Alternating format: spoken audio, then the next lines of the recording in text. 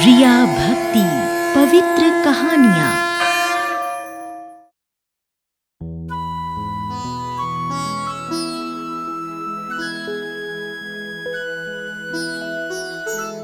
प्रयासपुर गांव में शिव जी का एक प्राचीन मंदिर था। इस मंदिर की देखभाल और सारा कार्यभार गांव के चौधरी सूरजभान किया करते थे। साधना सूरजभान की इकलौती बेटी थी।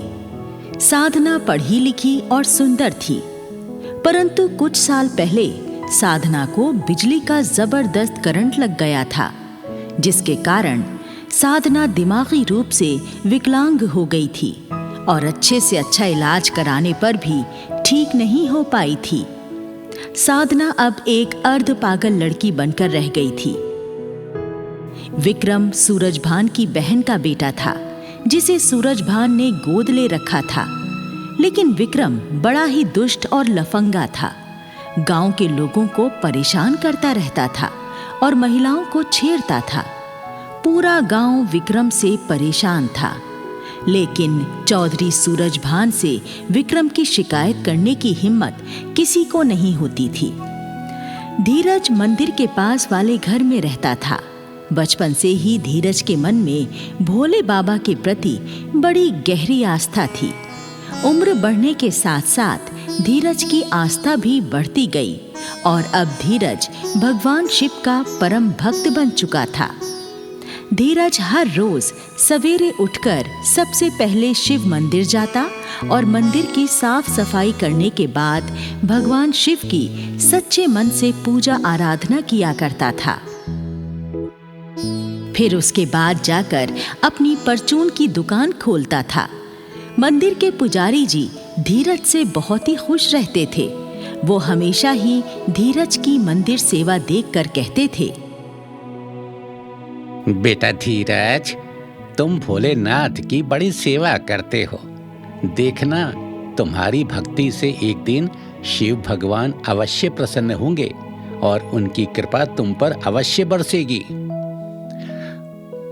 पुजारी जी, मैं तो बस एक बार अपने आराध्य भोले बाबा के दर्शन करना चाहता हूं। इससे ज्यादा मेरी कोई और इच्छा नहीं है। धीरज के पिता का 2 साल पहले बीमारी के कारण देहांत हो चुका था। अब सिर्फ धीरज की बूढ़ी माँ ही धीरज का परिवार थी।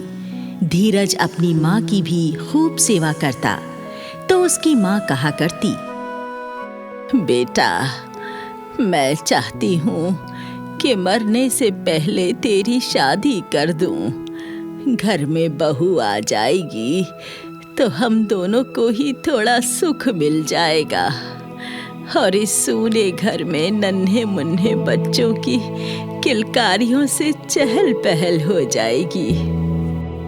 माँ, मेरी शादी की चिंता तू क्यों करती है? भोलेनाथ जब चाहेंगे तो मेरी शादी भी हो जाएगी। संसार को चलाने का काम भोले बाबा ही तो करते हैं। धीरज का शिव जी में विश्वास देखकर माँ लाजवाब हो जाती थी। इसी तरह दिन गुजरते जाते। एक दिन चौधरी शिव मंदिर में गांव के लोगों को जमा करता है और पूरे हर्षोल्लास के साथ भोले बाबा को सोने का त्रिशूल और डमरू चढ़ाता है और शिवलिंग को दूध से स्नान कराकर भगवान शिव से प्रार्थना करता है, हे बाबा भोलेनाथ, मेरी छोरी पे कृपा कर दो। मेरी छोरी बावली हो गई से, आप उसे ठीक कर दो। मैं 3 दिनों तक थारे नाम का भंडारा करवाऊंगा और वो भी प्योर देसी घी में बनवा के। चौधरी सूरजभान द्वारा सोने का त्रिशूल और डमरू भगवान को अर्पित करने की खबर आसपास के गांवों में भी फैल जाती है और लोग चौधरी के इस भक्ति कार्य की सराहना करने लगते हैं। फिर एक दिन की बात है। धीरज अपनी परचून की दुकान पर बैठा हुआ था। तभी दुकान पर गांव की एक लड़की पूनम सामान लेने आती है। धीरज भैया, कपड़े धोने वाली एक साबुन की टिकिया दे दो और पैसे खाते में लिख लेना। धीरज पूनम को साबुन देने लगता है। तभी वहां पर विक्रम आ जाता है और पूनम को छेड़ने लगता है। ए छोरी, तड़े बेरा नाके, मैं तेरे से प्यार करूं हूं और तू मणे घास भी ना गेरती हैं? घना नखरा है तेरे भीतर। या तो मेरा प्यार स्वीकार कर ले, ना तो तड़े उठा के ले जाऊं। अरे लफंगे, गांव की बहू बेटियों को तंग करते हुए तुझे शर्म नहीं आती? ए छोरी, चौधरी मेरा मामा सा, फिर मणे शर्म क्यों आवेगी हैं? अरे मेरा सामना करने की इस गांव में किसी की हिम्मत ना है। धीरज चुपचाप बैठा हुआ सारा नजारा देख रहा था। वो उठकर विक्रम के पास आता है और कहता है, विक्रम, तेरी बदतमीजी हद से ज्यादा बढ़ गई है। ताकत और रुतबे का इतना घमंड ठीक नहीं होता। तू अपनी लफंगाई से बाज आ जा, नहीं तो ठीक नहीं होगा। रे गरीब परचूनिए, मेरी गल्ला बकवाद करन की तेरी हिम्मत कैसे हो गई रे? तू मड़े जानना के 1 मिनट में खाल ताड़ दूंगा तेरी। धीरज विक्रम को एक मुक्का मारता है और मुक्का लगते ही विक्रम धरती पर गिर पड़ता है। इतने में कुछ और लोग भी वहां इकट्ठा हो जाते हैं। लोग जब पूछने लगते हैं तो धीरज जवाब देता है, ये लफंगा पूनम को छेड़ा था, मैंने इसे थोड़ा सा सबक सिखा दिया है। रे तो घड़ा बदमाश बन रहा के, देख लूंगा तेने। हाँ। फिर विक्रम वहां से खिसियाना होकर चला जाता है। जब इस झगड़े का पता धीरज की माँ को लगता है तो माँ चौधरी के पास विक्रम की शिकायत करने जाती है। चौधरी साहब, आपका भांजा विक्रम बहुत ही लफंगा हो गया है। आज उसने गांव की एक लड़की को छेड़ा और मेरे बेटे धीरज से लड़ाई झगड़ा किया। आप उसे समझाते क्यों नहीं हैं? रे बुढ़ी, तड़े बहराना है के? चौधरियों की शान हुआ करे दबंगाई करना। मारा विक्रम जो कुछ कर रहा उसे कोई ना रोक सके है। तू जाके अपने छोरे ने समझा दे। वाह विक्रम की गैल ना उलझे, ना तो खता खा जावेगा। बेचारी बूढ़ी गरीब माँ चौधरी की बात का कुछ जवाब नहीं दे पाती और चुपचाप वहां से चली जाती है। इसी तरह कुछ दिन गुजर जाते हैं और फिर एक दिन की बात है, प्रातःकाल होते ही धीरज अपने नियमानुसार मंदिर आकर मंदिर की सफाई करता है और भगवान शिव की पूजा अर्चना करता है। तभी वहां पर पुजारी जी भी आ जाते हैं और धीरज को पूजा करते देख बड़े प्रसन्न होते हैं। शिव शिव शिव शिव शिव, ये लड़का कितनी अंतरात्मा से भगवान की पूजा करता है। एक दिन इसकी भक्ति में शक्ति अवश्य उत्पन्न होगी। हाँ। ये कहकर पुजारी जी वहां से चले जाते हैं और थोड़ी देर बाद पूजा संपन्न करके धीरज मंदिर से चला जाता है और अपनी दुकान खोलकर बैठ जाता है। फिर जब पुजारी जी मंदिर में वापस आते हैं तो क्या देखते हैं कि शिवजी के त्रिशूल पर लटका हुआ सोने का वो डमरू गायब था जो चौधरी ने मंदिर में चढ़ाया था। पुजारी जी डमरू को गायब पाकर हड़बड़ा जाते हैं। अरे, भगवान जी का डमरू कहाँ गायब हो गया? लगता है डमरू चोरी हो गया है। मुझे तुरंत ये बात चौधरी साहब को बता देनी चाहिए, नहीं तो गजब हो जाएगा। चौधरी साहब, आपके द्वारा भगवान को चढ़ाया हुआ सोने का डमरू चोरी हो गया, गजब हो गया। अरे, किसकी हिम्मत हो गई हमारे मंदिर में चोरी करने की? रे विक्रम, जल्दी से गाड़ी निकाल, हमें मंदिर चलना से। तभी चौधरी की अर्ध पागल बेटी साधना भी वहां आ जाती है और कहती है, पिताजी, मैं भी थारे संग मंदिर चलूंगी।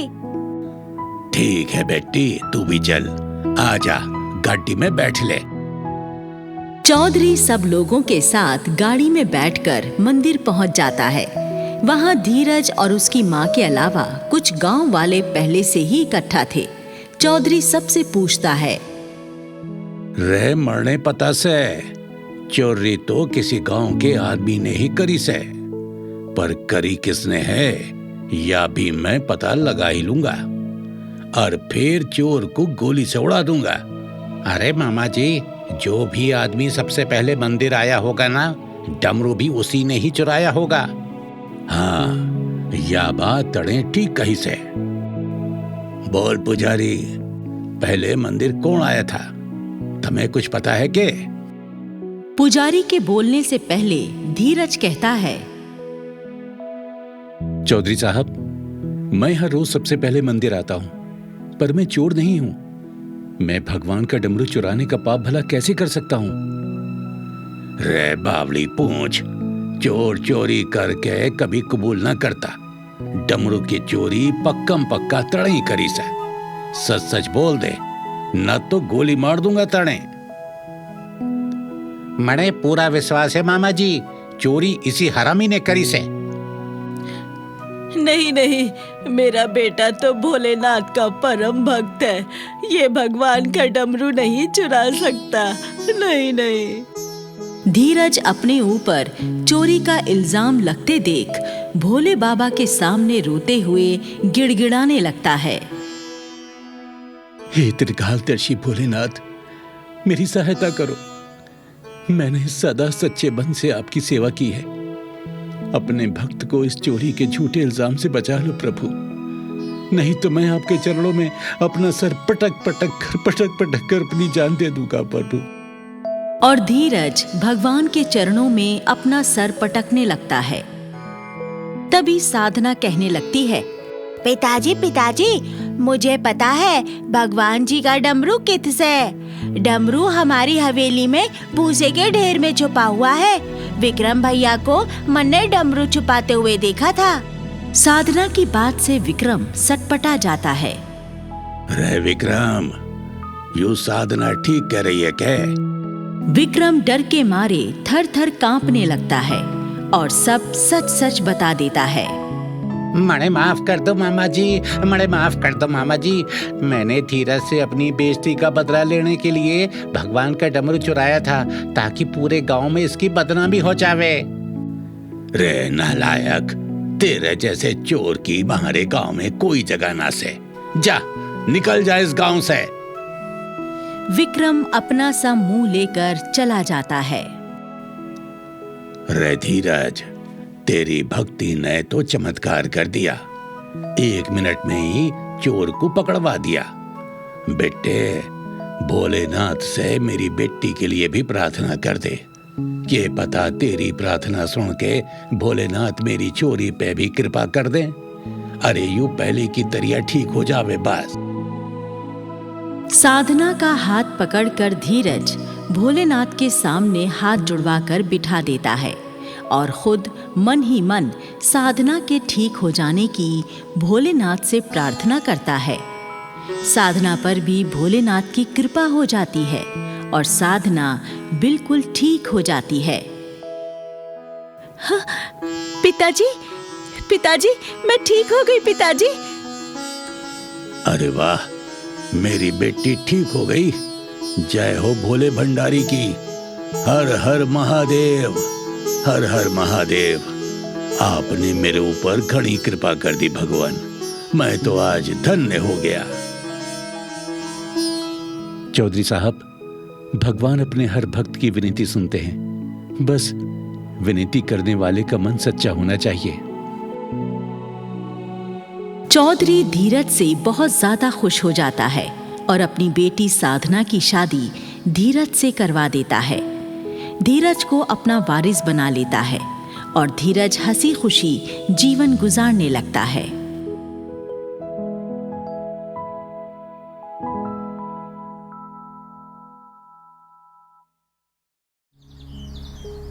गोविंदपुर गांव में राजेंद्र नाम का एक रिक्शा वाला अपनी बूढ़ी माँ और पत्नी उषा के साथ अपने छोटे से कच्चे घर में रहा करता था। राजेंद्र सुबह सवेरे ही अपनी रिक्शा लेकर गांव के बाहर मौजूद बस स्टैंड पर आ खड़ा होता था और सवारियों को तलाश करने लगता था। माधोपुर, हरिपुर, हल्दीपुर, अशोक विहार वाले भैया आ जाओ।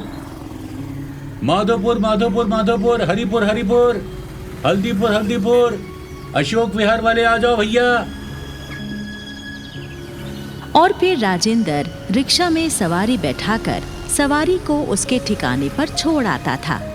इस तरह कड़ी मेहनत के बाद जो थोड़े बहुत पैसे राजेंद्र कमा पाता, उन्हीं से उसके घर का गुजारा चलता। राजेंद्र की बूढ़ी माँ मोतियाबिंद के कारण साफ साफ देख भी नहीं पाती थी और उसके जोड़ों में भी दर्द रहता था।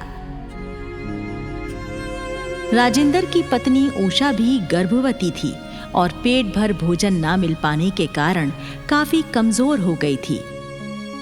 उषा को शिव आराधना की बड़ी लगन थी। वो हर रोज गांव के शिव मंदिर में जाकर मंदिर की साफ सफाई करती और शिव जी की पूजा किया करती। ये उषा का रोज का नियम था। हे महादेव, हे भोलेनाथ, आप तो जगत के पालनहार हैं। मुझ दुखियारी की गरीबी भी दूर कर दो भगवान। मेरे भाग्य में भी थोड़ा सा सुख लिख दो। मुझे भी धन्य कर दो भगवान। जिस दिन राजेंद्र को एक भी सवारी नहीं मिलती और वो खाली हाथ घर आता, तो राजेंद्र की माँ उससे कहा करती थी, अरे बेटा राजेंद्र, तो ये रिक्शा चलाने का काम छोड़कर कोई दूसरा काम क्यों नहीं कर लेता? देख बेटा, बहू गर्भ से है। ऐसी हालत में बहू का भूखा रहना ठीक नहीं है। अरे माँ, आज के दौर में काम मिलना आसान नहीं होता, और फिर मुझे कोई काम भी तो नहीं आता दूसरा रिक्शा चलाने के सिवा। अरे आप दोनों इतने परेशान क्यों हो जाते हैं? कष्ट भोगने का नाम ही तो जीवन है। मेरे भोलेनाथ सब कुछ देखते हैं। वो एक दिन जरूर हमारा भाग्य बदलेंगे। उषा को भोले शंकर पर पूरा विश्वास था कि एक दिन शंकर जी उनका भाग्य जरूर बदलेंगे। इसी तरह सुख दुख झेलते हुए राजेंद्र का परिवार अपना समय बिता रहा था। एक दिन अचानक जब राजेंद्र अपनी रिक्शा लेकर घर से काम पर जाने ही वाला था, तो राजेंद्र को खून की उल्टी हो गई। उषा दौड़कर गई और गांव के वैद्य जी को बुलाकर लाई। वैद्य जी राजेंद्र की नाड़ी देखकर बताते हैं, देखो उषा बेटी, खाली पेट रिक्शा खींचने की वजह से राजेंद्र का फेफड़ा फट गया है। तुम इसे तुरंत किसी अच्छे से अस्पताल में भर्ती करवा दो, वहीं इसका इलाज हो सकता है। घर में तो 2 वक्त की रोटी के भी लाले पड़े हुए थे। ऐसे हालात में राजेंद्र को अच्छे अस्पताल में भर्ती कराना उषा के बस से बाहर था। उषा मंदिर में जाकर भोले बाबा से प्रार्थना करने लगती है, हे भोलेनाथ, मुझे भागिन पर कुछ तो दया करो। मैं गरीब लाचार अपने पति का इलाज नहीं करा सकती। आप अपनी कृपा से मेरे पति को ठीक कर दो भोलेनाथ। मेरी भक्ति की लाज रख लो प्रभु, लाज रख लो। उषा प्रार्थना करते करते रोने लगती है। तभी वहां पर मंदिर के पुजारी जी आ जाते हैं और उषा को रोती देखकर पूछते हैं, उषा बेटी, क्या बात है? आज तू इतनी दुखी क्यों है? उषा पुजारी जी को अपनी सारी दुख भरी कहानी सुना देती है। तो पुजारी जी कहते हैं, बेटी, तू तो महादेव की परम भक्तनी है। तू चिंता मत कर, तेरी करुण पुकार भोले बाबा जरूर सुनेंगे। पुजारी जी उषा को कुछ रुपए देकर कहते हैं, उषा बेटी, ये कुछ रुपए हैं मेरे पास, इन्हें तू ले ले। घर का खर्च चलाने में तेरे काम आएंगे। रख ले बेटा, रख ले। उषा पैसे लेकर मंदिर से चली जाती है और सीधा बनिए की दुकान पर पहुंचकर थोड़ा राशन खरीदती है। लाला जी, 2 किलो आटा, 1 किलो चावल और आधा किलो दाल और आधा किलो चीनी दे दो। बनिया उषा को राशन का सामान दे देता है, जिसे लेकर वो अपने घर आ जाती है और फिर खाना बनाती है और तीनों लोग खाना खाते हैं।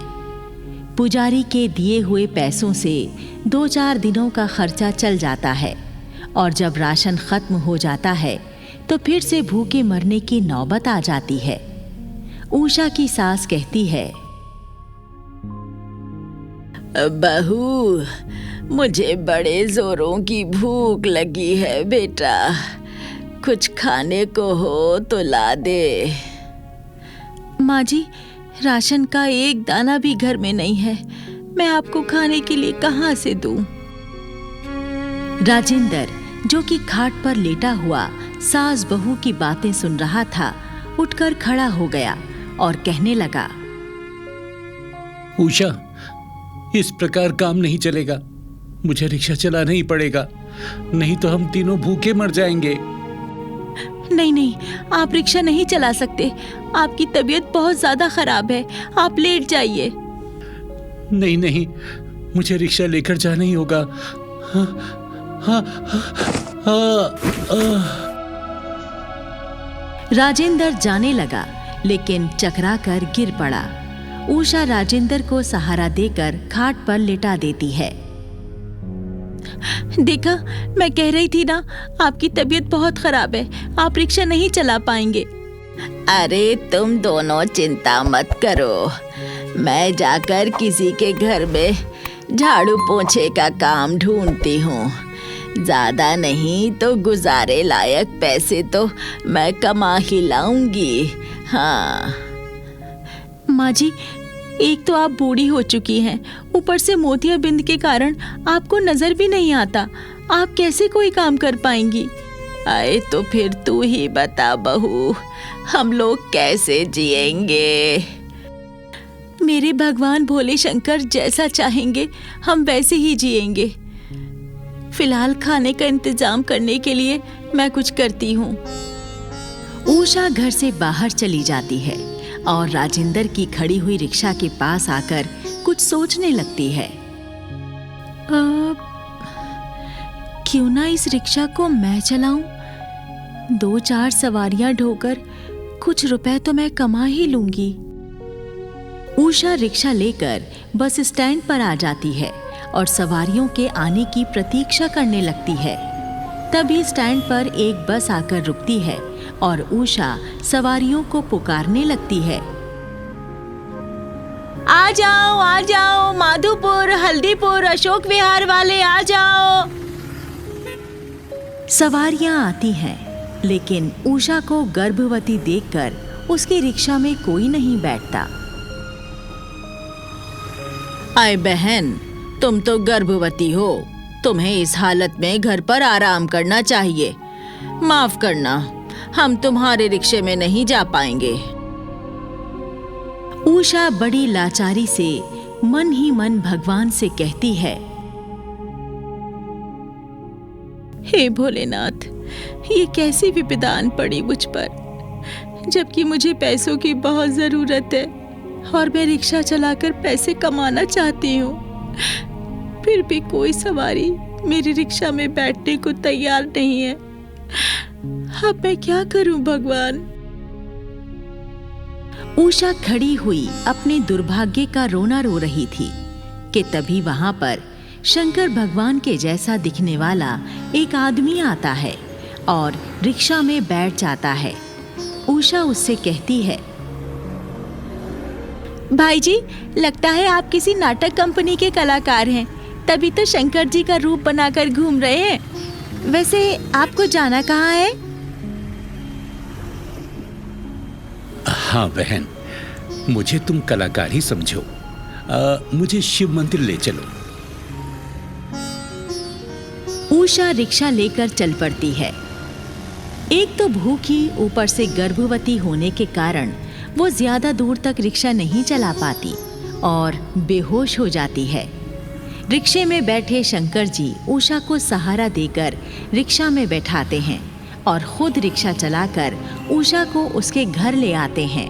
भगवान शंकर की कृपा से राजेंद्र भी बिल्कुल ठीक हो जाता है।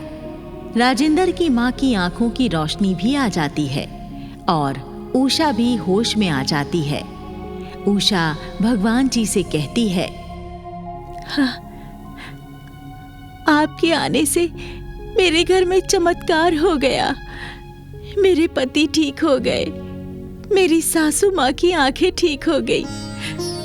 आप कोई कलाकार नहीं है, मैं आपको पहचान गई हूँ प्रभु, आप स्वयं भोलेनाथ हैं।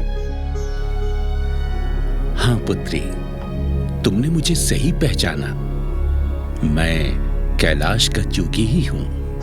मैं तुम्हारी भक्ति से प्रसन्न हूं। मुझ में तुम्हारे अटूट विश्वास के कारण ही मैंने तुम्हें दर्शन दिए हैं। तुम बहुत ही परोपकारी और धार्मिक हो। बोलो, तुम्हें मुझसे क्या वरदान चाहिए? प्रभु, आप स्वयं मेरी झोपड़ी में पधारे। मुझे आपके दिव्य दर्शन हो गए। मैं तो सौभाग्यशाली हो गई प्रभु।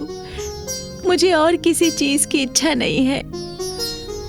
हे पुत्री, तुम्हारे मन में कोई लालसा नहीं है, ये जानकर मुझे अति प्रसन्नता हुई। मेरी कृपा सदैव तुम पर और तुम्हारे परिवार पर बनी रहेगी। तुम्हारा घर सदा धन धान्य से भरा रहेगा और मृत्यु के पश्चात तुम्हारी आत्मा को मोक्ष भी प्राप्त होगा। तथास्तु। आशीर्वाद देकर शंकर भगवान अंतर्ध्यान हो जाते हैं। उसके बाद राजेंद्र आश्चर्यजनक तरीके से रातों रात अमीर हो जाता है और अपने परिवार के संग सुखी जीवन बिताने लगता है।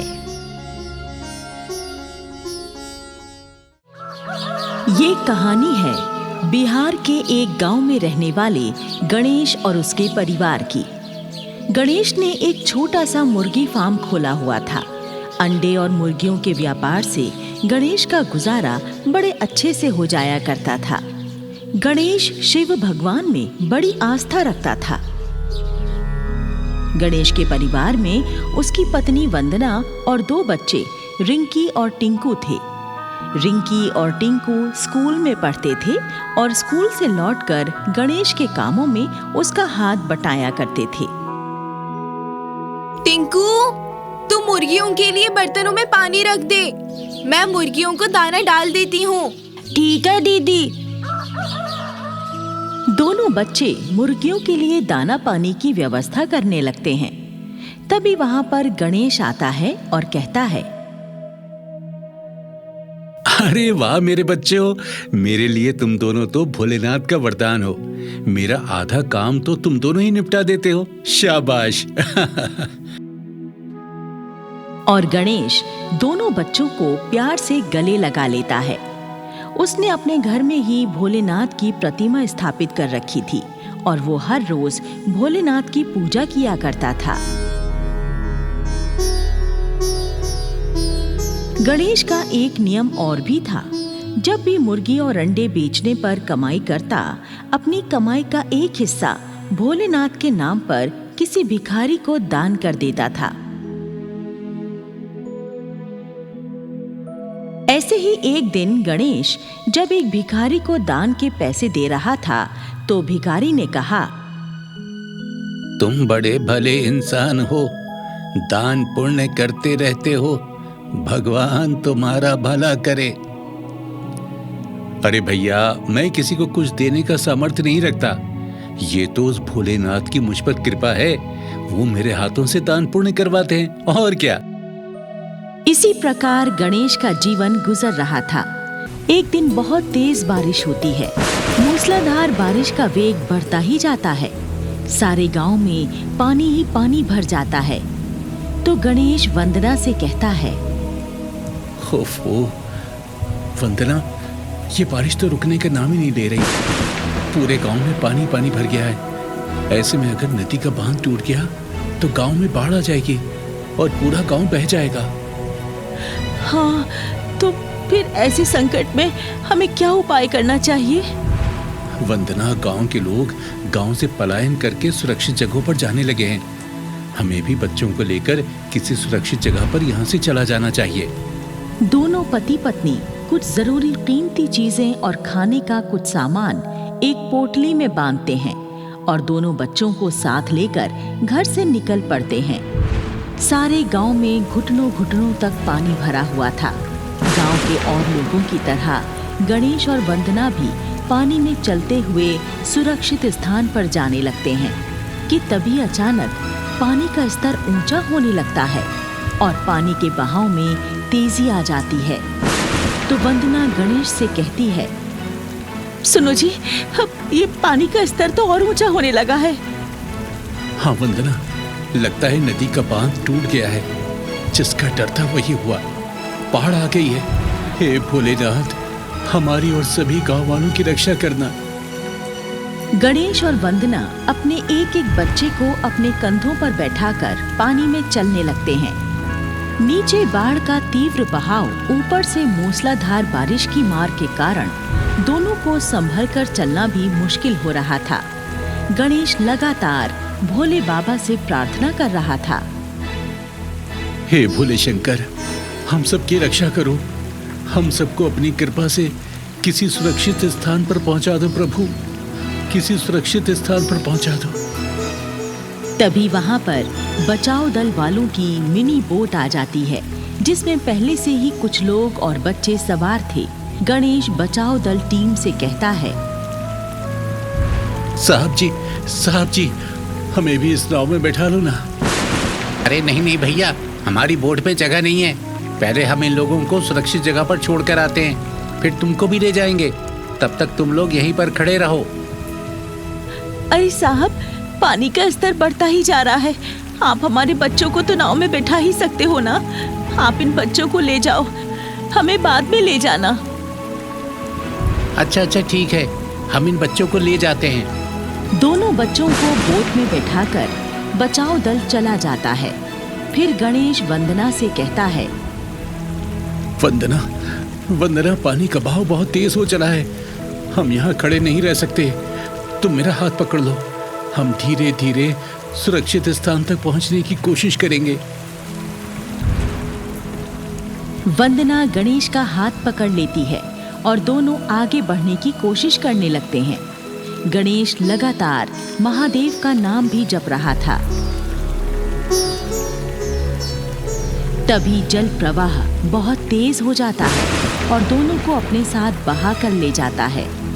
दोनों पति पत्नी जान बचाने के लिए हाथ पैर मारने लगते हैं, लेकिन बाढ़ के आगे उनकी हर कोशिश बेकार हो जाती है और दोनों डूबने लगते हैं। तभी एक चमत्कार होता है। वहां एक नाव आ जाती है। उस नाव में स्वयं शंकर जी सवार होते हैं। शंकर जी गणेश और वंदना को पानी से बाहर खींचकर नाव में बैठा लेते हैं। दोनों पति पत्नी भोले शंकर को अपने सामने देखकर उनके आगे नतमस्तक हो जाते हैं। फिर गणेश कहता है, हे भोलेनाथ, आपने मेरी विनती सुन ली और हमें स्वयं आकर बाढ़ में डूबने से बचा लिया। आपका कोटि कोटि धन्यवाद, कोटि कोटि धन्यवाद प्रभु। हमें तो भगवान ने आकर बचा लिया, पर हमारे दोनों बच्चे पता नहीं कहाँ होंगे और किस हाल में होंगे। तुम्हारे बच्चे बिल्कुल सुरक्षित है और ठीक है। वो दोनों अति शीघ्र तुमसे मिल जाएंगे। चलो, मैं तुम्हें तुम्हारे सुरक्षित स्थान तक पहुंचा देता हूं। फिर शंकर जी नाव को लेकर एक सुरक्षित स्थान पर आ जाते हैं और गणेश और वंदना को नाव से उतार देते हैं। फिर गणेश से कहते हैं, गणेश, तुम मेरी सच्ची भक्ति और सेवा करते हो, मेरे नाम पर दान करते हो, मेरे नाम की कामड़ लाते हो।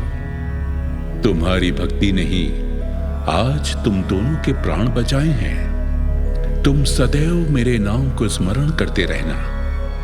आगे जीवन में फिर कभी तुम्हें कोई कष्ट नहीं पहुंचेगा।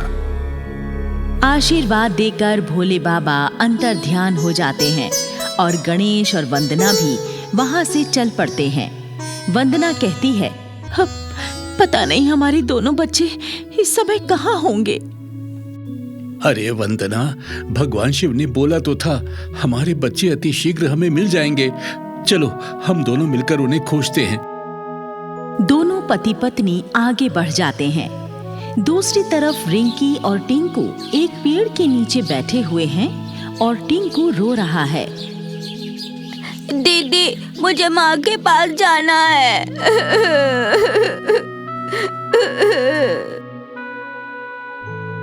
रो मत टिंकू, बचाओ दल वाले हमारे माँ बापू को बहुत जल्दी हमारे पास लेकर आ जाएंगे। तभी गणेश और वंदना दोनों बच्चों को खोजते हुए बच्चों के पास आ जाते हैं। वो रहे मेरे बच्चे, मेरे बच्चे।